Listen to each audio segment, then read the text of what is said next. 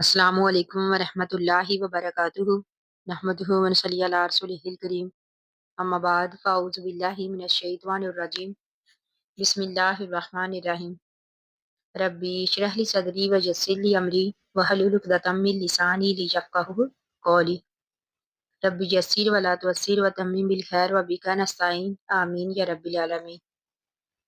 आज हम इंशाअल्लाह बात करेंगे माह शबान की फजीलत के बारे में, और ये कि माह शबान जो है हमारे प्यारे नबी अकरम सल्लल्लाहु अलैहि वसल्लम को पसंद क्यों था।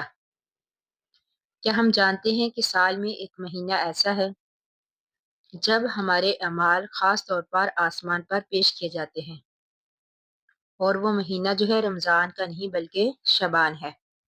जैसा कि नसाई की हदीस में है, हज़रत उसामा बिन ज़ैद रज़ियल्लाहु तआला अन्हु फरमाते हैं कि मैंने अर्ज़ किया कि अल्लाह के रसूल सल्लल्लाहु अलैहि वसल्लम, आप शबान में इतने रोज़े क्यों रखते हैं?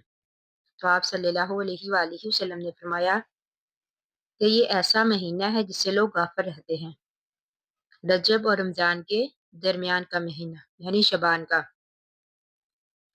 और फिर आपने फरमाया कि इसी महीने में अमाल जो है रब्बुल आलमीन की तरफ उठाए जाते हैं, और मैं चाहता हूँ कि मेरे अमाल इस हाल में पेश हों कि मैं रोज़े से हूँ। अब यहाँ पर वीडियो बनाने का मकसद ये है कि शबान वो महीना है जिसे लोग नज़रअंदाज कर देते हैं, मगर याद रखें इसी महीने में अमाल अल्लाह के हजूर पेश होते हैं। जैसा कि हमारे नबी चाहते थे कि वो इस वक्त रोज़े की हालत में हों, यानी जब उनके अमाल पेश हों तो वो रोज़े की हालत में हों। अब सवाल ये है, क्या हम चाहते हैं कि हमारे अमाल गफलत की हालत में पेश हों? तो इसलिए हमें चाहिए कि हम शबान में 3 ऐसे अहम अमाल करें जिससे हम शबान की बरकत हासिल कर सकें।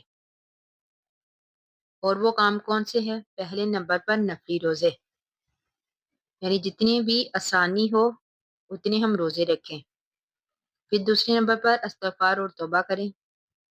तीसरे नंबर पर दिल साफ़ करें, यानी माफ़ी मांगे भी और माफ़ भी करें, ताकि अल्लाह ताला हमसे राज़ी हो जाए।